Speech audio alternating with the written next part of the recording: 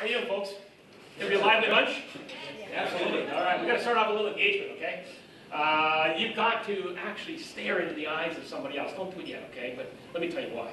Behind the eyes, they say, are about 10 trillion brain cells. Now that's 10 to the 12, a lot of power. Unless you drink a whole bunch, and then you don't have 10 trillion brain cells. But all that power, all the experience that people have in this room here, you should use a conference like this to get information flowing. So that's my role. So I'm going to ask you to stare in somebody's eyes for at least 15 seconds. Couple of rules. No wanting stares. None of this stuff like I'm away from home and you are too. None of that stuff, all right? This is a legitimate stare. And what you got to see to yourself is, what do they have behind those eyes? What skills do they have that I don't have? And could we exchange skills? Because that would be nice. So go ahead. Take a look at each other's eyes. Big, long, deep look. Go.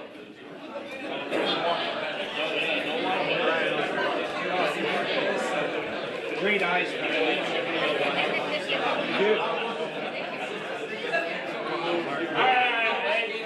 This looks so funny, eh? I don't know, there's one group back there, I won't tell you who they are, but I saw this going. They're going like this here. You know, behind the eyes are all the elements that allow us to perform. These are the elements that allow us to perform. Our experiences, our knowledge, and how well we use it in sales, of course, is what becomes of our performance. So I'm going to put two parameters out at the start about performance, and I think they're the strongest things that drive the way people think. So let's throw the first one out. The first one is, if we have high skill, we're a better performer. The second one is high motivation, and I'll finish that in a second. But just to put performance in perspective, let me ask you a question. If I said to you, the best performing golfer in the world, you'd say back to me? Tiger Woods. See, did somebody say Weir? Yes. Was there like a humble Canadian in the room? Mike Weir is a great golfer, but he is not Tiger Woods. He's got to shave off about 1.5 strokes on every game he plays to be a Tiger Woods. And you might say, well, can he do it? He's a professional. He's trying to do it, but not quite there. Tiger 3 years ago wasn't the best golfer in the world. Vijay Singh actually beat him on numbers. And it's interesting, what did Tiger do at that point in time? Being as good as he is, what did he decide to do? He changed his swing. Got a new coach. Yeah? I mean, he sat back and he said, I got to reassess my skill set and develop it.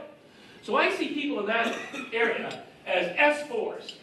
I'll call that the upper skill level. Now, some people are S3s. Sometimes there's S2s, quite good skills, some skills, and sometimes no skill at all. S1. So let me go back to another sport. Hockey. Stanley Cup Finals. Okay? Teams in the finals, Ottawa Senators, Toronto Maple Leafs. None. See, I knew I'd get a laugh for that, eh? Could you imagine if the Leafs ever got in there? But let's say you're the coach of the Leafs, okay? You're Paul Maurice, somehow you squeeze into the finals, you're going out there, it's tied at the end of the third period, you're going into overtime, and the big guy upstairs says to you, the coach, you can have any hockey player who ever played join your team for the rest of the game. Who would you pick? Tim Horton? How old are you? Whoever said that? Who would you pick? Gretzky? Anybody from Quebec here? No? Bobby Orr? Sure, we'll do it. Good. Now, it's interesting. Nobody said, Tiger, what's the name? Nobody said, you pick a few names and everyone echoes it because they are the best hockey players. So it's very interesting. On a skill basis, we can picture that in sports. Motivation, the other thing that drives performance, at the upper quartile level is extreme motivation. Very good motivation, some motivation, no motivation at all.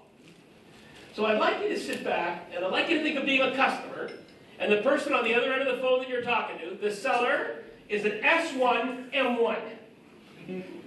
No skill, no motivation. What does the customer think? Why am I talking? I got to get out of this damn thing. I mean, some of them are polite and they'll spend some time with it. This is a terrible place to be. Terrible place to be. How about this? You were extremely motivated, but you have no skill. Hey, how long have you been with the company? Come on, how long? A month and a half, right? Now this is what happens. A guy comes in, he joins the company, highly motivated, screws up everything he touches, all right? It's in an easy fix, hey? All you gotta do is grind your skills up. Now, God forbid this person is sitting here in sales. Extremely skilled, no desire. If you're sitting here, you know what you dream about at night? Will they give me a package? Will they buy me out? That's all I want. I'll take the check and I'll leave, I promise. You know, the customer's got, the only one the customer really wants is the S4, M4. They want highly skilled, highly motivated people. And I believe that's where we do our best. That's where we have our highest self-esteem, and that's what drives us as professionals. So I'm going to share some ideas with you, some models on how that all works.